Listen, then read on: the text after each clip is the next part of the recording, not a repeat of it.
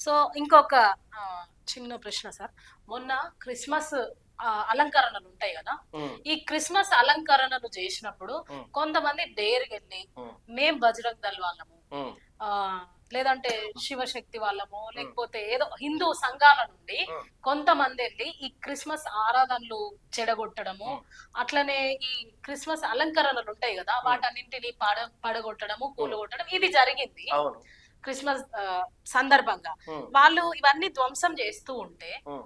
Christians హ్మ్. అంటే మీ పాస్టర్లు కావచ్చు, హ్మ్. మీ క్రైస్తవులు కావచ్చు, హ్మ్. ఏం చేస్తున్నారు? ఎందుకు చేత కాకుండా ఉన్నారు? హ్మ్. వాళ్ళంటే నీకు భయమా? ఒక విధంగా చెప్పాలంటే వాళ్ళంటే భయమే. హ్మ్. ఒక విధంగా చెప్పాలంటే వాళ్ళంటే భయమే. హ్మ్. ప్రతి క్రైస్తవుడికి భయమే. ఎందుకంటే క్రీస్తు మాకేం చెప్పాడు అంటే, ఒక చెంప కొడితే రెండో చెంప చూపించు అని చెప్పాడు తప్ప, హ్మ్. 2 చెంపలు వాయించు అని చెప్పలేదు. హ్మ్. కాబట్టి మేము తిరగబడలేం. హ్మ్. మేము తిరగబడలేం. గొడవ చేయలేం. వాళ్ళొచ్చి మీద పడి గొడవ చేస్తారు, బూతులు మాట్లాడతారు, కొడతారు, కేకలేస్తారు. అండ్ మీరు సైలెంట్ గానే ఉంటారా? సైలెంట్‌గా అంటే క్రైస్తవులు కూడా హక్కులున్నాయి. హ్మ్. క్రైస్తవులకు ఓటు హక్కు ఉంది కాబట్టి ఖచ్చితంగా క్రైస్తవుల పక్షాన ప్రభుత్వాలు స్పందించాలి. స్పందించి తీరుతాయి. హ్మ్. ఓటు హక్కు లేకపోయినా స్పందించలేము గానీ, ఓటైతే ఉంది గదా! హ్మ్. రేపు ప్రజలు చూస్తున్నారు ఇదంతా. రేపు హ్మ్. ఓటెయ్యాలంటే ఖచ్చితంగా ఆలోచిస్తారు గదా! హ్మ్. కాబట్టి క్రైస్తవులకు కూడా హక్కులున్నాయి. హ్మ్. ప్రభుత్వం స్పందించాలి. స్పందిస్తది. స్పందిస్తూ ఉంది కూడా. హ్మ్. చట్టాలున్నాయి. న్యాయ వ్యవస్థ ఉంది. కాబట్టి ఈ విధానంలో క్రైస్తవులు వెళ్తారు గానీ, దాడికి ప్రతి దాడి మేము చేయలేం. అంటే పాస్టర్ జాన్ పాల్ క్రైస్తవ్యంలో ఇలా జరుగుతుంది, అలా జరుగుతుంది ఇవన్నీ చెప్తున్నాడు గానీ, హ్మ్. క్రైస్తవుల మీద ఏదైనా జరిగినప్పుడు దాన్నెందుకు ఖండించలేకపోతున్నాడు? అసలు ఎవరు చెప్పారు మీకు ఆ మాట? హ్మ్. ఎన్ని సార్లు ఈ క్రైస్తవ మీద దాడి చేస్తున్న వాళ్ళ మీద తిరగబడ్డాను నేను 2019 నుంచి. హ్మ్. ఎన్ని వీడియోలున్నాయి నావన్నీ. హ్మ్. ఎన్ని వీడియోలున్నాయి, ఎన్ని బెదిరింపు కాల్సు, ఎన్ని ఫోన్‌లు, ఎన్ని బూతులు ఇవన్నీ ఎదుర్కొన్నా కదా నేను. హ్మ్. ఎవరు చెప్పారసలు నేను? హ్మ్. నా ఛానల్ నిండా ఈ కౌంటర్ వీడియోస్ ఉన్నాయి కదా! బైబుల్‌ని అన్నవాడిని గాని, క్రైస్తవులు అన్నవాడిని గాని, క్రీస్తుని అన్నవాడిని గాని, హ్మ్. అసలు ఎంత పెద్దోడైనా సరే వదిలిపెట్టకుండా హ్మ్. పోరాటం చేస్తారు ఈ రోజుకి కూడా. హ్మ్. అంటే మీ మీ మీ ఉద్దేశ్యం ఏంటంటే ఆ స్పాట్‌లోకి వెళ్లి, అక్కడికి వెళ్లి మనం అది చేస్తున్నాం, ఇది చేస్తున్నాం అని మైక్‌లో ప్రసంగాలు చేసి, కింద స్క్రీన్ మీద Google Pay, PhonePe account number పెట్టలేదనా మీ ఉద్దేశ్యం? హ్మ్. అంటే మా ఉద్దేశ్యం గాదు. అది ప్రజల ఉద్దేశ్యం. అంతే. ఇక మీదట నుంచి నేనేం చేయాలంటే, హ్మ్. కాచి పెట్టుకొని ఉండాలి. ఎక్కడైనా చర్చి మీద దాడి జరుగుతదా, దాడి జరుగుతదా కాచి పెట్టుకొనుండి, హ్మ్. ఎక్కడైనా చర్చి మీద దాడి జరగగానే వెంటనే అక్కడికి వెళ్ళిపోయి, ఒక వీడియో కెమెరా ఆన్ చేసి, ట్రైపాడ్ ఆన్ చేసి, ఇక్కడ చర్చి మీద దాడి జరిగింది. వాళ్ళు అది చేశారు, ఇది చేశారు, తోలు తీసేస్తాం, కట్ చేస్తాం, అది చేస్తాం అని చెప్పేసి, హ్మ్. కింద Google Pay, PhonePe account number వేసి, హ్మ్. నేను పోరాటం చేస్తున్నా, న్యాయ పోరాటం చేస్తున్నా, నాకు అమౌంట్ పంపించండి అని అడగాలి. హ్మ్. అప్పుడు క్రైస్తవ పక్షాన పోరాటం చేసినట్టు. హ్మ్. అది వీళ్ళకి కావాల్సింది. హ్మ్. అంటే ఇప్పుడు నిష్పక్షపాతంగా హ్మ్. పాస్టర్ జాన్ పాల్ గూడా క్రైస్తవ్యం సైడ్ పోరాడుతున్నాడా? 2019 నుంచి పోరాటం చేస్తున్నాను నేను క్రైస్తవ పక్షాన. హ్మ్. కానీ 2000 మీరు ఫోన్ పే, గూగుల్ పే పెట్టనందుకు బయటికి రావడం లేదంటారా? అలా కాదు. హ్మ్. పోరాటం అంటే క్రైస్తవ పోరాటం అంటే ఏంటి? హ్మ్.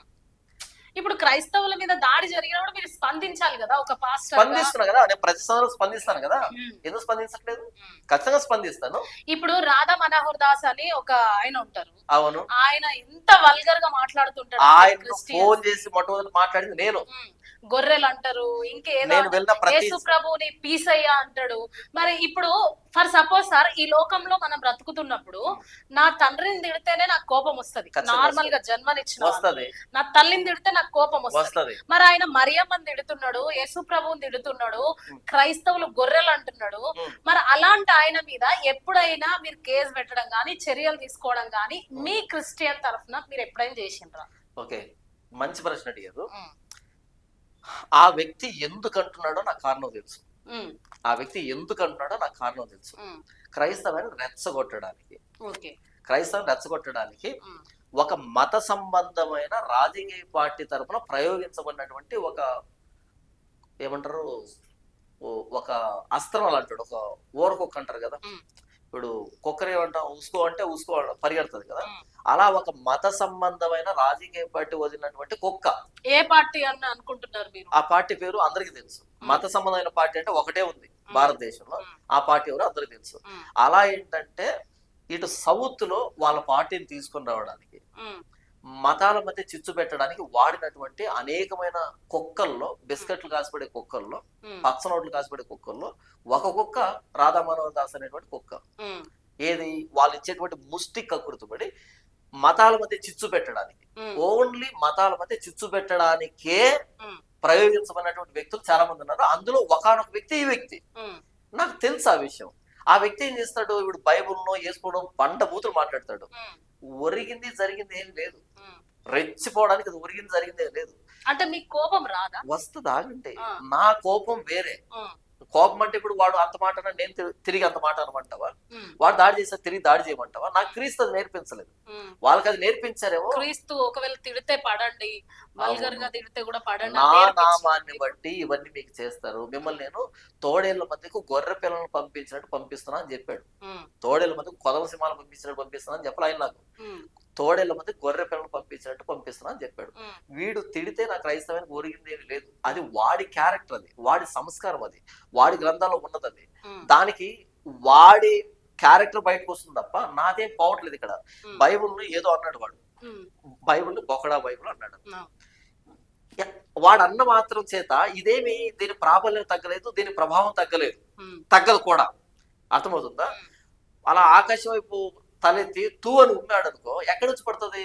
వాడి నెత్తినే పడుతుంది, వాడి ముఖం మీదనే పడుతుంది. ఉమ్, దీన్ని బైబుల్ బొకడా బైబుల్ అన్నాడు కదా అనేటప్పటికీ మిగతాలు ఏం చేస్తున్నారంటే నీ గ్రంథాలు ఏముందో చూద్దామని అందులో ఉన్న లొసుగులన్నీ బయట పెడుతున్నారు. ఉమ్, వీడు ఎంత తిడుతున్నాడో అంత వాడి దాంట్లోంచి బయటకు వస్తుంది, ఉమ్, ఇందులోంచి ఏం రాదే. ఉమ్, ఇప్పుడు దీన్ని అన్న మాత్రం చేత ఏం జరగట్లేదు. మన ఫీనాస్ అనేటువంటి వ్యక్తి ఫీనాస్ రామాయణం అని ఒకటి వదిలేడు, ఒక వీడియో వదిలేడు. ఉమ్, దాన్ని చూసిన తర్వాత నాకు అనిపించింది, బహుశా వీళ్ళు కావాలని గెలికి తన్నించుకున్నారేమో అనిపించింది నాకు. ఉమ్, పడుకో ఉన్నటువంటి వ్యక్తిని లేపి తన్నించుకున్నారేమో అనిపించింది నాకు. ఉమ్, అంటే వీళ్ళు ఇలా మాట్లాడి ఎవడికో చిరాకు వచ్చింది, కోపం వచ్చింది, వాడు మొదలు పెట్టి ఏకంగా మిసైల్ ఎత్తినేశాడు. ఉమ్. అర్థమవుతుందా? ఇప్పుడు వాడు అనడం వల్ల బైబిల్కి నష్టం జరగలే, వాడికే నష్టం జరిగింది. ఓకే. మీకు ఒక ఉదాహరణ చెప్తాను. ఉమ్, అద్దాల మేడలో ఉన్నవాడు ఉమ్, ఎదురుగా ఉన్న గుడిసె మీద రాయి వేయకూడదు. ఉమ్, అద్దాల మేడలో నివసించేవాడు గుడిసె మీద రాయి వేసాడు అనుకో, వాడికి ఏమవుతుంది, అలా తాటి మట్ట అలా జరుగుతుంది, మరలా అలా జరుపుకుంటాడు. పెద్ద కట్టడం ఏం కాదు, అది పోగొట్టుకోవడానికి గుడిసెలో ఏమున్నది, ఏం లేదు. అదే గుడిసెలో వాడు కోపం వచ్చి రాయి విసిరాడు అనుకో, అద్దాల మేడ పరిస్థితి ఏంటే ఉమ్, ఏమవుతుంది చెప్పు? పలిగిపోతుంది. పగిలిపోతుంది. ఇప్పుడు ఈ బైబుల్ తిడుతున్నటువంటి, యేసుని తిడుతున్నటువంటి రాధా మనోహర్ దాస్ లాంటి పెయిడ్ ఆర్టిస్టులు ఎవరైతే ఉన్నారో, ఈ డబ్బుకి ఆశపడేటువంటి పచ్చనోట్లని బిస్కెట్లకు ఆశపడుతున్నట్టు కుక్కలు ఎవరైతే ఉన్నారో, వీళ్ళు బైబుల్ అన్నారు కదా, బైబుల్కి ఏ నష్టం జరగదు, ఏ ఉండదు, వాడు ఏమన్నా సరే బైబుల్ తగలదు. ఉమ్, ఇది పరిశుద్ధ గ్రంథం ఇది. కానీ ఈ కొంతమంది ఎవరైతే క్రైస్తవులు ఉన్నారో వాళ్ళ కోపం వచ్చింది, వాళ్ళు ఏం చేశారంటే, సరే బైబుల్ పూతుంది అన్నావు కదా, సరే పట్టు నీ గ్రంథాన్ని చూద్దామని స్టార్ట్ చేశారు. ఉమ్, స్టార్ట్ చేస్తే ఇప్పుడు ఎంత పెద్ద నష్టం అది. ఉమ్, కాబట్టి అద్దాల మేడలో ఉన్న వాళ్ళు గుడిసె మీద రాయి వేయద్దు, బైబుల్ పోగొట్టుకోవడానికి ఏమీ లేదు. ఉమ్, ఒకవేళ బైబుల్ ఇలా అన్నాడు, బైబుల్ బూత్ పుస్తకం అంటా అని ఎవడైనా ఒక హైందవుడు సరే నేను బైబుల్ చదువుతా అని బైబుల్ చదవడం స్టార్ట్ చేశాడు అనుకో, వీడి లోపల ఉన్న పాపాలు బయటకు వస్తాయి, కానీ బైబుల్లో బూతులు ఉన్నాయని తెలియదు. ఉమ్, అరే బైబిల్ ఇంత అద్భుతంగా ఉంది కదా అని వాడు క్రైస్తవుడిగా మారడం తప్ప, వాడికి బైబిల్లో బూతులు కనబడి ఉంటే కదా. ఒకడు ఒక స్త్రీని మోహపు చూపుతో చూస్తూ ప్రతివాడు అప్పుడే తన హృదయం నాతో విచారణ చేసిన వాడును అని చెప్పినట్టు బైబిల్లో బూత్ ఎక్కడ ఉంటది? ఉమ్, వ్యభిచరింపకూడదని చెప్పిన బైబిల్లో బూత్ ఎక్కడ ఉంటది? ఉండదు. కాబట్టి ఇది చదివితే వాడు పరిశుద్ధత నేర్చుకుంటాడు. ఉమ్, కానీ ఇటువైపు వ్యక్తులు ఏం చేశారు, నీ గ్రంథాల్లో చూడు అని మొదలు పెట్టారు. ఎంత నష్టం ఈరోజు హైందవ్యానికి. ఉమ్, మొత్తం అంతా తీసుకొచ్చి బయట వేస్తున్నారు. ఉమ్, కాబట్టి రాధా మనోహర్ దాస్ లాంటి వ్యక్తుల వల్ల క్రైస్తవానికి నష్టం లేదు, ఉమ్. వాళ్ళకి నష్టం ఉంది. అంటే ఆయన ఎంత తిట్టినా కూడా మీకేం నష్టం లేదు అంటారు. చూడండి, దోషణకు ప్రతి దోషణ చేయమని బైబిల్ చెప్పలేదు, ఉమ్, దోషణకు దీవెనను ప్రతిగా దీవించమని బైబిల్ చెప్పింది. ఉమ్, వాడిని తిడితే నువ్వు తిరిగి దీవించమని బైబిల్ చెప్పింది. నిన్ను హింసిస్తున్న వారి కోసం ప్రార్థన చేయమని చెప్పింది, ఉమ్, మీ శత్రువుల కోసం ప్రార్థన చేయమని చెప్పింది బైబిల్. యేసుప్రభు అది నిరూపించాడు. ఉమ్, కాబట్టి ఇప్పుడు రాధా మనోహర్ దాస్ అనే వ్యక్తి నన్నేదో అంటే నేను రెచ్చిపోవడానికి క్రీస్తు నాకు నేర్పించింది అది కాదు.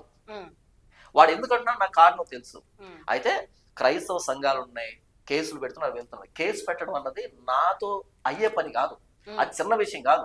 ఇప్పుడు నేను వీళ్ళు రాధా మనోహర్ దాస్ మీద కేసు తీసుకోండి అంటే ఓకే తీసుకుంటాం అనేటట్లు లేరు. ఎందుకంటే రాధా మనోహర్ దాస్ అనే వ్యక్తి ఒక్కడు కాదు, ఆ వ్యక్తి వెనకాల వ్యవస్థ ఉంది. ఉమ్, మీకు అర్థమవుతుందా? ఒక వ్యవస్థ ఉంది. కాబట్టి నేను చేసేది వాడికి ఆనదు. క్రైస్తవులో వ్యవస్థలు ఉన్నాయి, వీళ్ళు యాక్షన్ తీసుకుంటున్నారు. నెక్స్ట్ రాజకీయ పార్టీలు కూడా గమనిస్తున్నారు కదా, ఏం జరుగుతుందని గమనిస్తున్నారు. కాబట్టి ఇది నేను ఒక్కనే యాక్షన్ తీసుకునేది కాదు. అయితే నా పరిధిలో కొంత ఉంది. ఏంటని, ఆ వ్యక్తి అడుగుతున్న దానికి సంజయ్ చెప్పడం, ఉమ్, సమాధానం చెప్పడం, ఉమ్, సవాల్ చేయడం, ఒకవేళ వస్తే ఆ వ్యక్తితో మాట్లాడడం, ఉమ్, ఇవన్నీ నా చేతిలో ఉన్నాయి. ఉమ్, నా పరిధిలో నేను చేస్తూనే ఉన్నాను. ఉమ్, ఒకవేళ ఆ వ్యక్తి బూత్ మాట్లాడితే నేను తిరిగి బూత్ మాట్లాడితే క్రీస్తు నాకు నేర్పించిందంటే, ఉమ్, ఆ వ్యక్తి దాడి చేశాను నేను తిరిగి దాడి చేస్తే క్రీస్తు నాకు నేర్పించిందంటే, ఉమ్, ఆ వ్యక్తి ఏం చేసినా క్రైస్తవానికి ఒరిగేది జరిగేది నష్టం ఏమీ లేదు, ఉండదు. ఉమ్, ఎందుకంటే సెలువు మీద ప్రాణం పెట్టి తిరిగి లేచే పునరుద్ధానం నా ప్రభు అయిన యేసుక్రీస్తు, సజీవుడు నా ప్రభు అయిన యేసుక్రీస్తు. ఆయన సంఘం మీద దాడి జరుగుతుంటే ఆయన ఎందుకు మౌనంగా ఉంటాడు? అయితే కొద్ది కాలం వాళ్ళకి ఇవ్వబడింది, ఉమ్, కొద్ది కాలం అవకాశం ఇవ్వబడింది. మొరగని అరవని ఒకానొక రోజు వస్తుంది. క్రీస్తు అలాగే ఉంటాడు. ఉమ్, సౌలు సంఘాన్ని విపరీతంగా హింసించాడు. క్రీస్తు మౌనంగా వెళ్ళాడు. ఒకానొక రోజు పట్టుకున్నాడు. సౌలా సౌలా నన్ను ఎందుకు హింసిస్తున్నావు అని. ఆయన సమయానికి నేను రెస్పెక్ట్ ఇస్తున్నా, ఉమ్. ఆయన ప్రణాళిక నేను రెస్పెక్ట్ సో ఇస్తున్నా. దేవుడే న్యాయం తీరుస్తాడు. న్యాయం తీరుస్తాడు. ఖచ్చితంగా. నేను తిరిగి దాడి చేయలేను, నా చేతిలో లేదు అది. ఆ నమ్మకం మీకుందా? ఖచ్చితంగా. ఎందుకంటే నా దేవుడు సజీవుడు. ఉమ్, నమ్మకం కాదు, నిజం ఇది. చరిత్రలో పదే పదే ప్రూవ్ అయినటువంటి నిజం ఇది. ఉమ్. నా దేవుడు సజీవుడు. ఈ రోజు ఇట్లా మాట్లాడుతున్న ఈ రాధా మనోహర్ దాస్ ఉమ్. మారడం మీరు చూస్తారా? మారడు, ఉమ్. మారడు. ఎవరు మారుతారు అంటే మరి సౌలు మారిండు కదా ఆగండి, బైబిల్లో. అక్కడికి వస్తున్నాను. ఉమ్, ఎవరు మారుతారు అంటే జెన్యున్ గా పని చేసేవాడు, వాడు ఆపోజిట్ అయినా సరే. ఉమ్, సౌలు జెన్యున్ గా పనిచేశాడు యోధా మతం కోసం. ఉమ్, యోధా మతమే గొప్పది, క్రీస్తు అనే వ్యక్తి లేడు అనే దానికి జెన్యున్ గా పనిచేశాడు. ఉమ్, ఎవరో డబ్బు ఇస్తే డబ్బు కోసం కక్కుర్తిపడి పనిచేయాలి సౌలు. ఉమ్, డబ్బు కోసం కక్కుర్తిపడి పనిచేసేవాడు మారడు.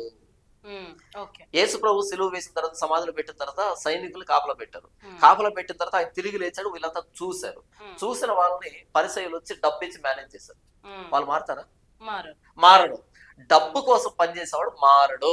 ఎదురుగా ఎంత అద్భుతం జరిగినా సరే. మరి శిక్ష అయితే పడుతుంది అంటారా ఆయనకి? మామూలు శిక్ష కాదు, పిల్ల కూడిపోతుంది. చూడండి మీరు.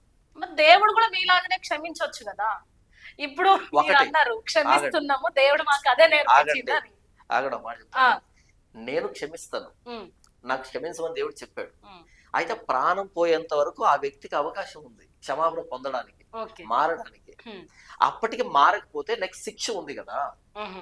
అది చనిపోయిన తర్వాత శిక్ష పడుతుంది అంటారు. ఖచ్చితంగా ఉంది కదా. ఇప్పుడు బతికి ఉన్న రోజులు ఏమైనా తింటారు, బతికిన- పర్వాలేదు. నాకు తెలియదు దేవుడు ఎలా యాక్ట్ చేస్తాడో నాకు తెలియదు. ఓకే.